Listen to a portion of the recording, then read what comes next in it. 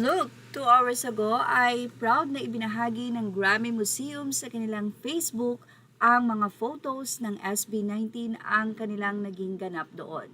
Sa caption, sinabi nilang a look back at an unforgettable evening with SB19 official at the Grammy Museum. Fans joined us for a conversation about the group's journey, music, and creative process, followed by a live performance that lit up the room. Thank you to everyone who joined us and helped make it a night to remember. Hashtag SB19, hashtag Grammy Museum.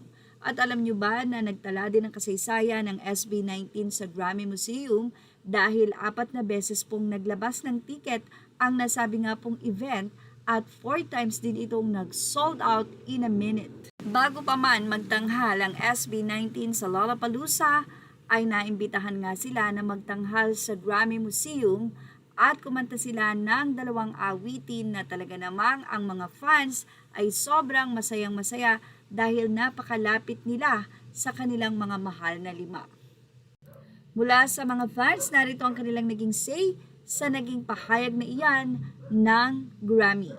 The only P-pop group that made it without the backing of a major management company.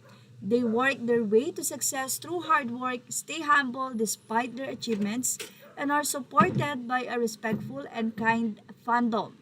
SB19 talent is truly exceptional. Their versatile live vocals plus powerful dance skills make them unstoppable.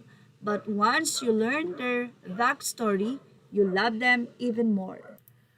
Marami nga pong mga info na binabatikos or ibinubuelta sa mga 18, katulad na lamang ng robot daw pagdating sa botohan.